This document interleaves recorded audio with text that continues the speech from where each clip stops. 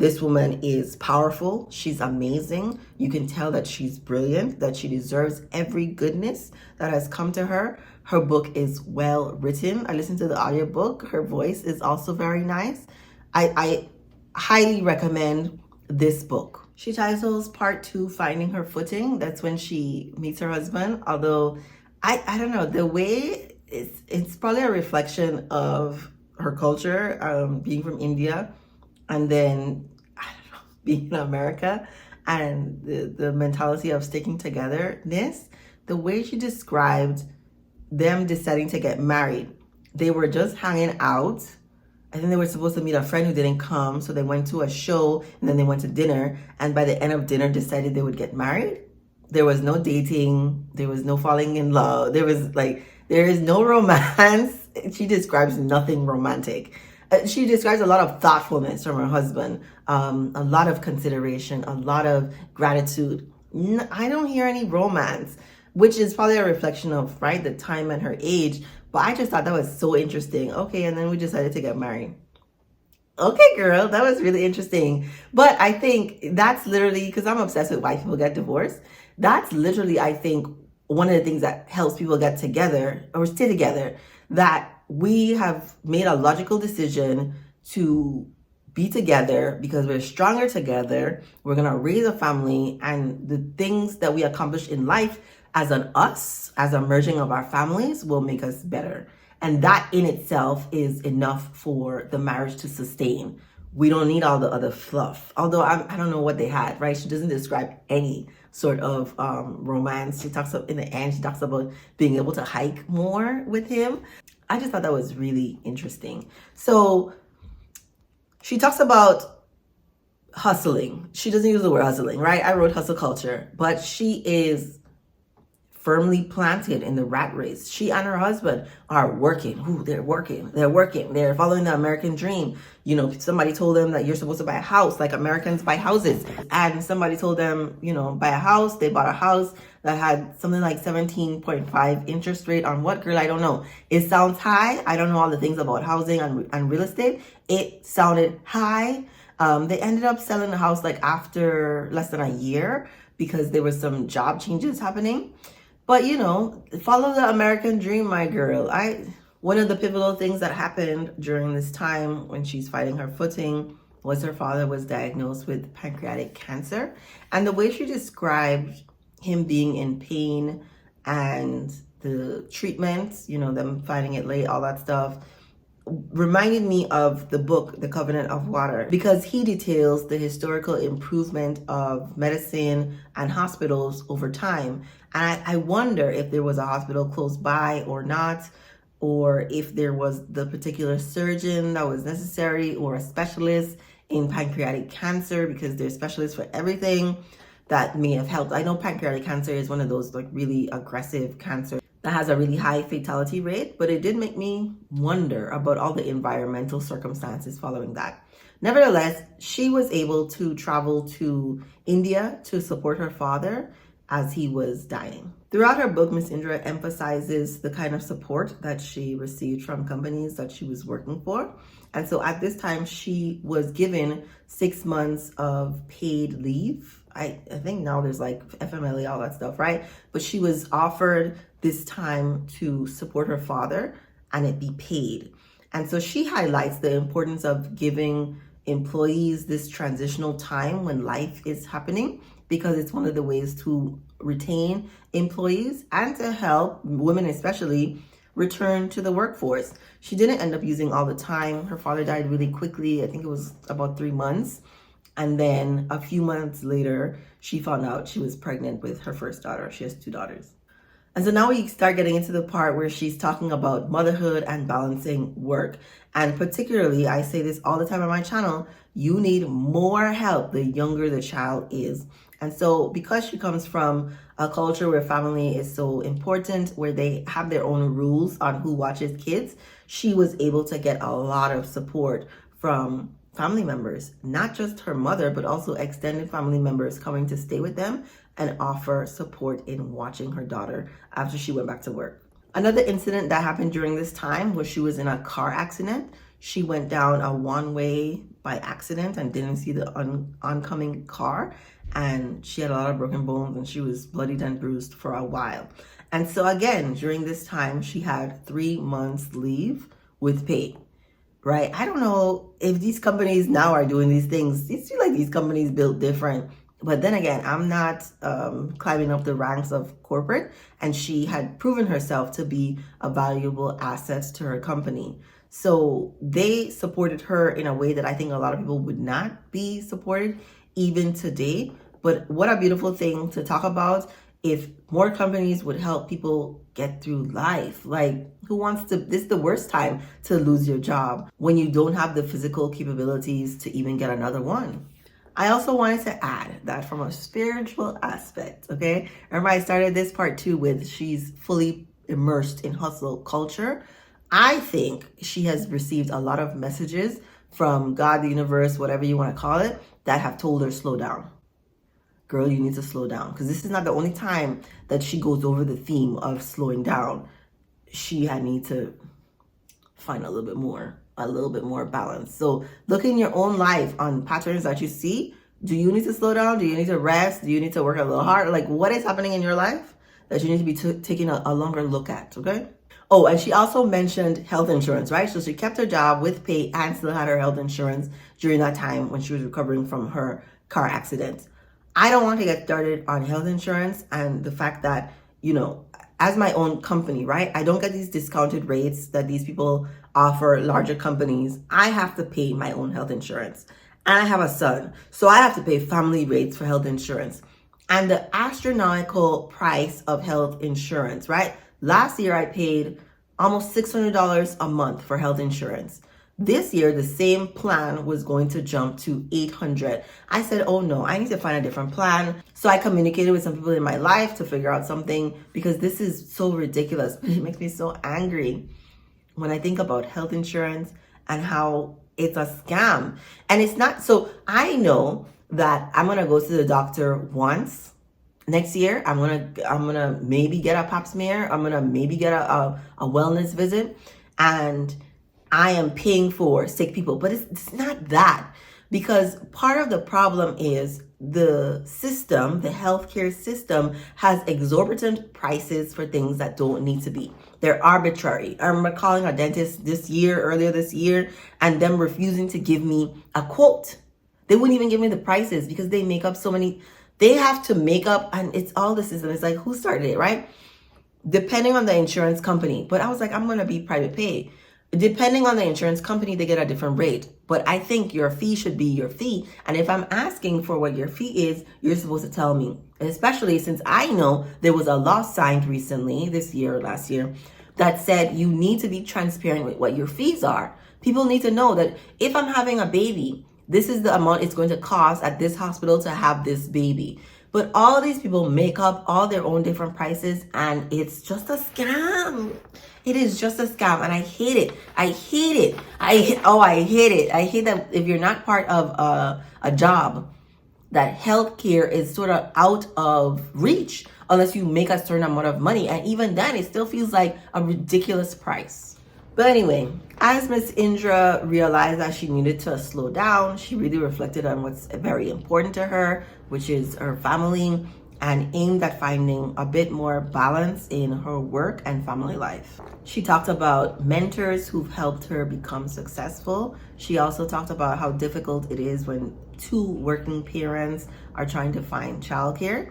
Even if they have the money or the means, like literally finding someone who's trustworthy to be able to look after your child is a job in itself. It takes so much energy and effort to find somebody. And even then, to still feel like you don't have to worry about what they might be doing because did they present themselves as someone different than they really are? From experience, it's been a difficult thing for me. I am thankful that my son finally grew up to the point where, you know, we didn't have to do aftercare anymore, and I didn't have to hire a random babysitter anymore, because the experiences that we've had borderline on traumatizing.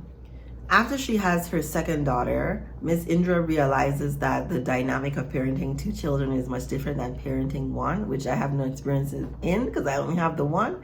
And one daughter was a bit jealous of the other one, right? So this is the dynamics that play a role in parenting. and then give you information about what kind of parent you want to be and how you have to be different depending on the temperament of the child you have. So she spent some time thinking about like, what kind of mother do I want to be? How present can I be, considering that this is the prime time to be to be climbing the corporate ladder as her children are very young. She referenced what sounded like people pleasing to me. It's not a word that she used, but having a hard time saying no and having a hard time taking a break, feeling like she must always be on and doing. During this time, of course, she only briefly mentions difficulties that her daughters have had, like one needed tutoring and one they had to change schools because she was being bullied. I wrote bullied by rich white kids. I think that was what was happening. She was like one of 3 in a school that had only white kids and only white kids with money because they were going to a private school. She ended up, one of the things that I think is a beautiful thing is them noticing, this is what I say, parents who are present will notice when there's a change in their daughter. And so their daughter was completing all her assignments, all her homework, but not turning some things in. Why? What's going on? So they hired a child psychologist, I'm a child psychologist, to go in and observe what was happening. And she was being bullied. She was being ill-treated by these young white kids. And she didn't say that, right? She didn't say white kids. I know that she's talking about rich white kids that are just a reflection of their rich white parents who have these unconscious or conscious, bigoted biases against anyone who's different. So in addition to moving her daughter to another school, when she reached a certain point in her career where she was being encouraged to move again, she said no. My kids need a bit of stability at this time. I need to, make this decision with my husband that we are going to stay put for right now, because he had just gotten, he didn't just get a job. He was also climbing the corporate ladder in his own way. I forget what the man does for a living. Okay, the book was not about him, but he had reached a pinnacle of success in terms of managerial success at his job, and she did not want to also uproot him from a job that he was really enjoying. Partnership, baby. I love that. Okay. So moving on to part 3, which is the PepsiCo years. Now, girl, I don't know the difference between Pepsi and PepsiCo. So if I say Pepsi, Miss Indra, please forgive me, okay? So white men with stay-at-home wives who play golf and drink Pepsi. Why is that what I wrote when she started talking about Pepsi? This is literally the reflection of white American culture. So I think society reflects the values of a middle-aged white man. Perfectly fine values, but why do I have to follow your values? Don't impose them on me. I have my own set of values, and they do not involve golf. They do not involve Pepsi. They do not involve being a workaholic. None of those things. So trying to be a successful Indian American woman in a world where there literally is the boys club, and then later she talks about like all men's golf clubs that women, right, couldn't, no access to, but where a lot of the deals were made, if not at sports games or in the fancy box that only the people who paid $10,000 for or something go to. It's these golfing events that people broker huge deals, because America, girl. So men who are able to work because of the system that they've created, where they can have a wife, they can be a sort of absent parent, a parent who just pays all the bills, but pursues their passion of working and being a CEO or a vice president. And the people at home take care of everything that needs to be done at home, such that they don't have to worry. Miss Indra did not have that luxury. When she came home, she was expected to be a wife, to be a mother, and to do a lot of domestic things. There are a lot of women, right, who I think would resonate with this. And it's one of the things I say, the way modern men have not caught up to doing more domestic duties at home, because that is a whole other job. They eventually got a cook, right? She's figuring out the balance. They eventually got a cook, a nanny, a driver, right? But think about all of these things are jobs that they eventually paid people to do, but there was an expectation that somebody at home was going to be doing those things. And so often that somebody was the woman. And it's interesting, sounds like she had a really wonderful husband though, who, really championed and pushed her and didn't complain about her wanting success and wanting to be on top. And so there were lots of things that he did, but she's just talking about across the board when it comes to mothers who want to be really, really successful at work. There is no other mother, right? There's no wife. You're married to a man. There's no wife at home taking care of the laundry and the groceries and making sure that there's a meal for everyone. It's literally the same person who already has like 3 jobs at the job that they have. When it comes to how she was a participant in meetings, I can only imagine what it felt like to be in those. She talked about being humiliated many times as the only woman and as the only person of color in these rooms with these middle-aged white men who weren't giving her a chance, who weren't listening to her. And not all, right? Her success is in part to the mentorship that she received from white men. But if we're in a room with 12 or 20 of them, most of them are not championing her or really taking what she has to say seriously. She did have people who believed in her and pushed her and then called on her for help so that she could show how valuable she is. But the process of getting there and having to deal with the ignorance, the racism, oh my goodness, it's not for the faint of heart. She also talked about other women who became CEOs and didn't last very long. She said the average time for a CEO of PepsiCo was 5 years, but that another company where a woman was, she stepped down in less than a year because you can't really have a life outside of working for the company that you have decided to lead. So she noted that, which is honestly probably something I would do. I'd be like, oh no, y'all don't want me to have any time with my kids? No. She said this woman left, went to Colorado, spent 8 years raising her kids, and then got another job afterwards. Something also like high executive, powerful position, but being out of the workforce for 8 years also means it's much more difficult if you wanted to be a CEO again to do that. She mentioned what I described as the urgency of capitalism, which goes into the whole timing thing. Everything has to be done now. The deadline is here. The deadline is, you gotta do, create, produce. You have to be productive. What have you been doing? Fired. All of this energy that really does not resonate with me, but that is literally a part of corporate culture because we live in a world of capitalism. She also mentioned women not being paid the same. I wrote women not asking. She never asked for more money. They were supposed to give her more money, but also she never asked for more money. It's sort of one of the things men expect, that they're going to get paid more when they get promoted. And so they either say it matter-of-factly, or they specifically ask for it or a dollar amount that's above what they probably deserve, but they have the audacity to even, and so they get what they want. One of my favorite stories from this time, when she is CEO of Pepsi and is busy, is, and the reason I like it is because it reduces mom guilt. It doesn't necessarily make the child feel any better, but listening to it as a mother feels freeing in a way. Although it's not, I don't know, when she told this story, I first heard this story when she was on stage at some big event and she gave the explanation. I thought it was funny, but also freeing, for me as a mother, freeing in a way. So the story is, her daughter was complaining that she didn't come to any of her coffee with moms in the morning.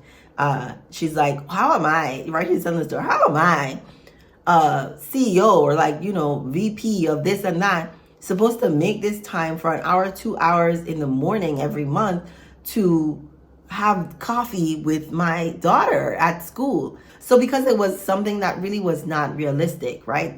There are things you have to decide to sacrifice, things that you will say no to for your children, but other things you will lean into more. Like she threw really big birthday parties, sounded like a lot of detail and time was spent in planning birthday parties for her daughter. But when it came to this, you want to have this, coffee, whatever in the morning, Miss Indra said she asked the principal, who are the other mothers who didn't show up to the coffee in the morning? And she told her daughter, here, look at the list of other bad moms, okay, who didn't show up. And I listen, I'm not telling the story, right? So go ahead and go read her book, right? But the idea that it was okay to fail as a mom, to not do all the things that your kids wanted you to do, or to choose yourself. Like, this is valuable time for me in business. I cannot be putting that time aside for this. You know, in the end, it's just not really worth it. I felt freed from mom guilt. At the end of her part 3, she talks about getting more into fashion and actually being open to a different hairstyle and different styles of outfits instead of what she was wearing before, so that she could, on the outside, represent the high-powered woman that she felt on the inside, which I think is a beautiful thing, because I just had my own period of exploring, taking a deep dive into fashion. I'm still tweaking it so that I can show up as the woman that I feel like I am on the inside. As she started her part 4, that's where she's, you know, ending her experience as a CEO. She's, you know, working on boards. She's like retired, but still working 18 hours a day. I thought about, why wait 40 years to find balance, right? So I think it takes a certain person to say, I want to be a CEO. It takes a certain person to become a CEO and then to stay in that for years. Not for the faint of heart. Once again, honorable that you would want to lead and be innovative and continue a vision for something better and greater than yourself. So she ends the book in part 4, looking ahead, giving a lot of advice to corporations so that they can support people, right? There's a lot of emphasis on people. She even said that, you know, when she was CEO, she wrote letters to the parents of her executives, right? Imagine being the vice president of a company and your boss writing a letter to your mom to say how great you are and how thankful she is that you have decided to work for this company. Very personable, very much an immigrant sounding thing to do. I think it's so beautiful. I think this woman is amazing. This woman is amazing. So interesting. She also mentioned Hillary Clinton, and I wanted to mention, I thought about not mentioning this, but I wanted to mention her book, Miss Indra's book, her memoir, autobiography, whatever you might want to call it, is interesting. It's interesting. It really probably is only interesting because she was a CEO of Pepsi. That's really the highlight of the book. Being a high-powered executive, her point of view, you know, being raised in India. But there's not a lot of fun in the book. It's very interesting, but there's not like a lot of fun in the book. I remember she mentioned Hillary Clinton and being really, you know, giving a presentation, Pepsi giving a presentation to Miss Hillary, and then Hillary giving a speech, this long ass speech, citing all the statistics that they gave and doing it without notes. Listen, I remember that when she said that, it reminded me of when I read Hillary Clinton's autobiography. And I did that when I was doing my first master's, and I did a presentation on, it was like a women in psychology class, and I did a presentation on her. Her life, Hillary Clinton's life, is so interesting. It's so interesting. And I just wanted to highlight that when you read a certain amount of books, you have perspective. And, you know, when Miss Indra mentioned, you know, her ability to give a speech, a beautiful speech without notes, I was like, oh yeah, that woman, I've only seen that done one time in my life, in real life. A person who gave a really well thought out speech without notes, like points on points, no notes. I was so impressed. And so I imagine Hillary Clinton was impressive.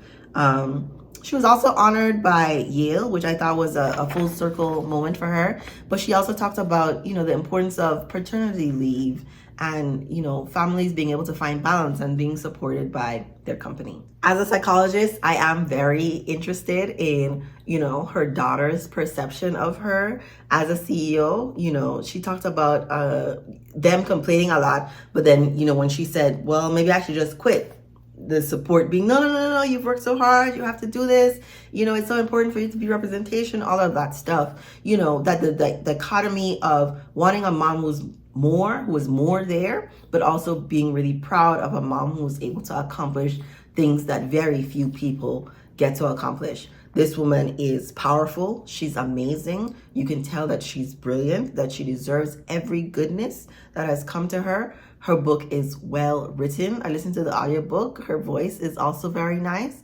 I highly recommend this book. I do. And for any woman who is figuring out like the balancing of success and motherhood or success and marriage and wanting to like figure out like what the balance is, I think this gives you a lot of insights into ways that you can tweak your own life to get what you want. And I am not one of those people who is going to wait 40 years to find the sort of balance that I want, but I'm also a woman who doesn't want to be a CEO of a Fortune 500 company. Let me know if you read her book or if you have read another really interesting memoir. Right now, my favorite memoir is from Padma Lakshmi, and perhaps because there is so much food in it. She talks about food. Listen, as a woman who is obsessed with food, the fact that she intertwined her life with food has me locked in, and it's one of the most memorable memoirs that I've ever read. So if you have a memoir that you're like, girl, I think you would love this, please recommend it in the comment section. Leave me any questions. Like this video, subscribe to my channel for more videos, and share this video with somebody who you think would be intrigued by Miss Indra Nooyi. Thank you for watching.